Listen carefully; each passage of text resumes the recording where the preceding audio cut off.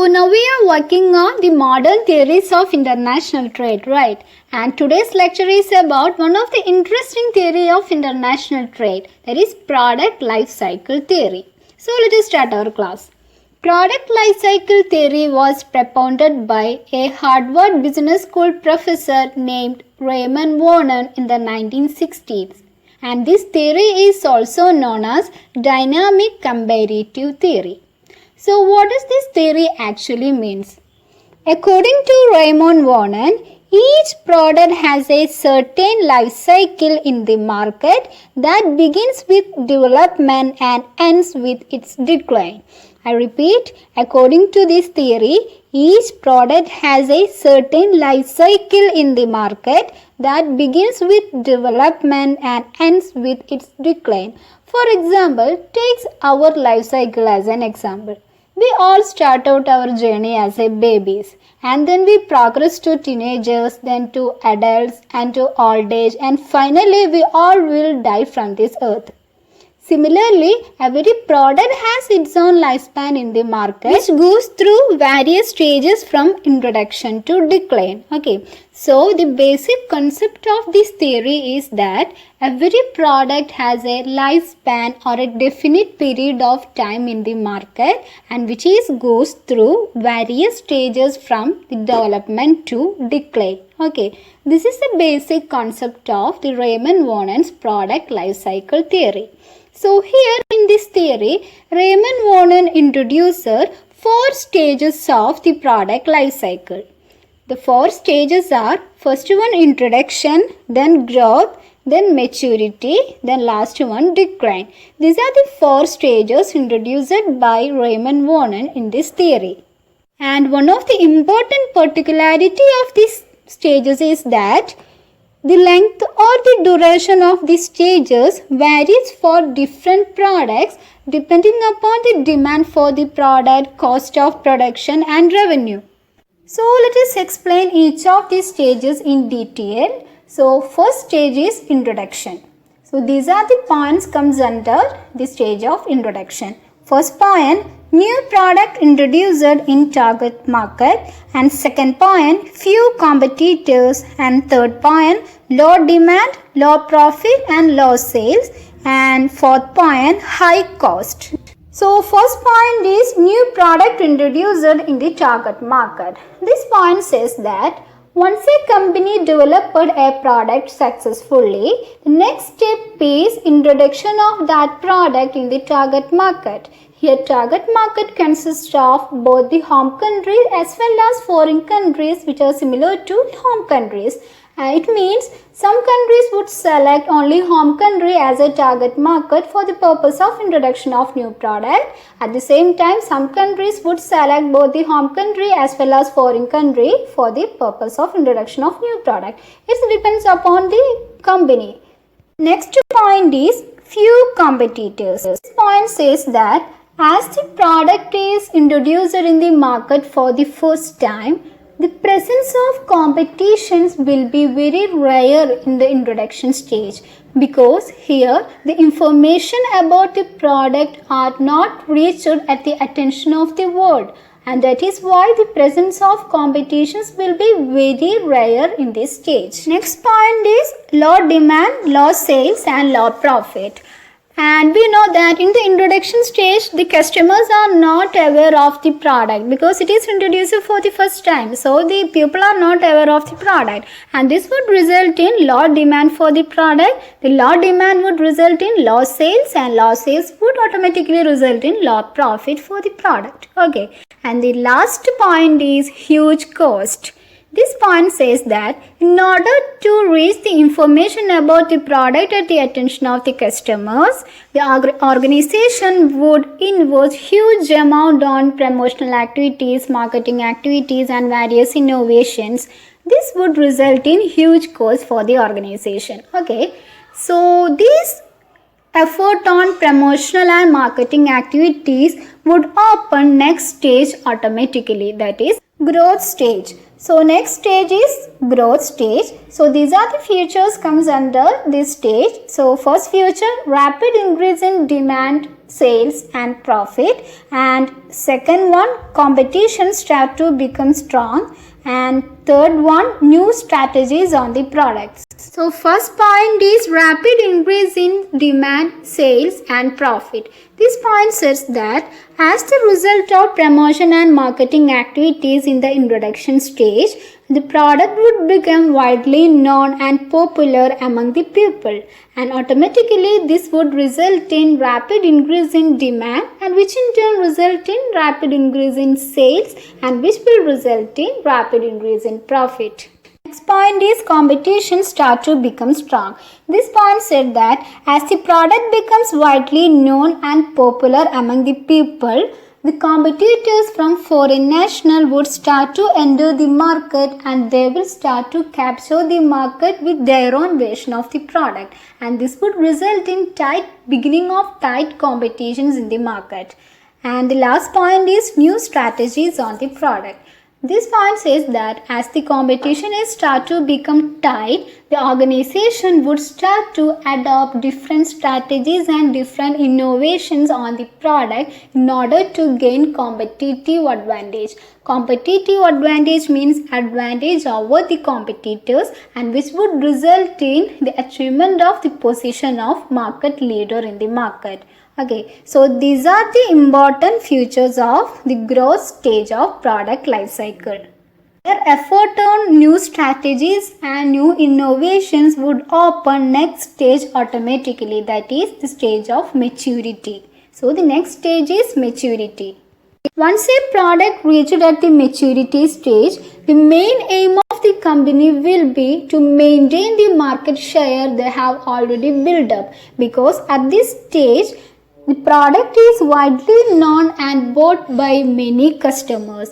So the sales level will be at the peak. But at the same time, an important point is that at the maturity level, there is no scope for further growth.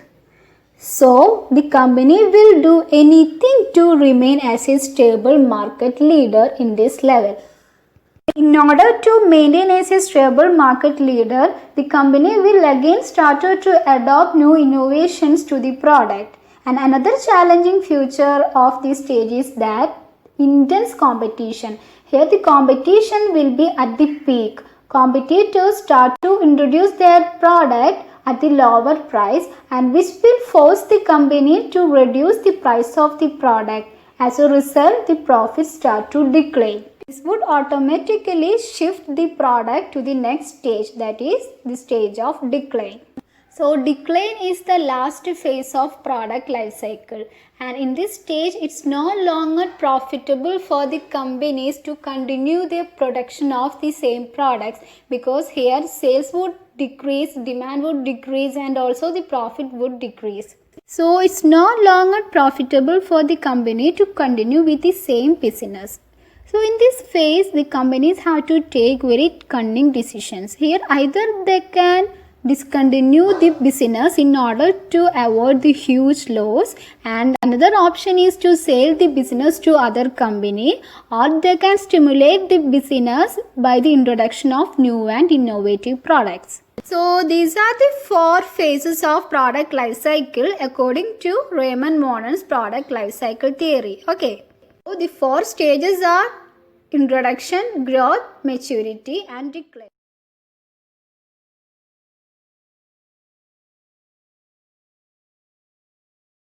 So now we are working on the modern theories of international trade, right? And today's lecture is about one of the interesting theory of international trade, that is product life cycle theory. So let us start our class. Product life cycle theory was propounded by a Harvard Business School professor named Raymond Monen in the 1960s. And this theory is also known as dynamic comparative theory. So what does this theory actually means? According to Raymond Monen, each product has a certain life cycle in the market that begins with development and ends with its decline. I repeat, according to this theory, each product has a certain life cycle in the market that begins with development and ends with its decline. For example, take our life cycle as an example.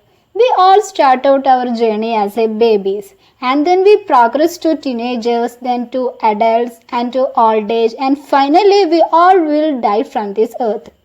Similarly, every product has its own lifespan in the market which goes through various stages from introduction to decline. Okay, so the basic concept of this theory is that every product has a lifespan or a definite period of time in the market and which goes through various stages from the development to decline. Okay, this is the basic concept of the Raymond Warren's product life cycle theory. So here in this theory, Raymond Warren introduces 4 stages of the product life cycle. The 4 stages are first one introduction, then growth, then maturity, then last one decline. These are the 4 stages introduced by Raymond Warren in this theory. And one of the important particularity of these stages is that the length or the duration of the stages varies for different products depending upon the demand for the product, cost of production and revenue. So let us explain each of these stages in detail. So first stage is introduction. So these are the points comes under the stage of introduction. First point, new product introduced in target market, and second point, few competitors, and third point, low demand, low profit and low sales, and fourth point, high cost. So first point is new product introduced in the target market. This point says that once a company developed a product successfully, the next step is introduction of that product in the target market. Here target market consists of both the home countries as well as foreign countries which are similar to home countries. It means some countries would select only home country as a target market for the purpose of introduction of new product. At the same time, some countries would select both the home country as well as foreign country for the purpose of introduction of new product. It depends upon the company.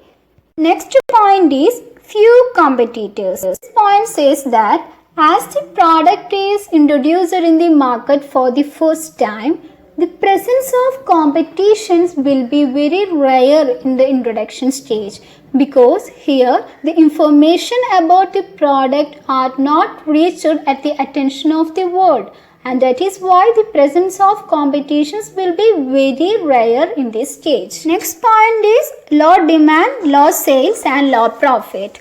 And we know that in the introduction stage, the customers are not aware of the product because it is introduced for the first time. So the people are not aware of the product, and this would result in low demand for the product. The low demand would result in low sales, and low sales would automatically result in low profit for the product. Okay. And the last point is huge cost. This point says that in order to reach the information about the product at the attention of the customers, the organization would invest huge amount on promotional activities, marketing activities and various innovations. This would result in huge cost for the organization. Okay, so this effort on promotional and marketing activities would open next stage automatically, that is growth stage. So next stage is growth stage. So these are the features comes under this stage. So first feature, rapid increase in demand, sales and profit, and second one, competition start to become strong, and third one, new strategies on the products. So first point is rapid increase in demand, sales and profit. This point says that as the result of promotion and marketing activities in the introduction stage, the product would become widely known and popular among the people, and automatically this would result in rapid increase in demand, and which in turn result in rapid increase in sales, and which will result in rapid increase in profit. Next point is competition start to become strong. This point said that as the product becomes widely known and popular among the people, The competitors from foreign national would start to enter the market and they will start to capture the market with their own version of the product, and this would result in beginning of tight competitions in the market. And the last point is new strategies on the product. This point says that as the competition is start to become tight, the organization would start to adopt different strategies and different innovations on the product in order to gain competitive advantage. Competitive advantage means advantage over the competitors, and which would result in the achievement of the position of market leader in the market.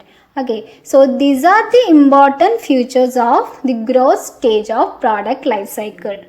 Their effort on new strategies and new innovations would open next stage automatically, that is the stage of maturity. So the next stage is maturity.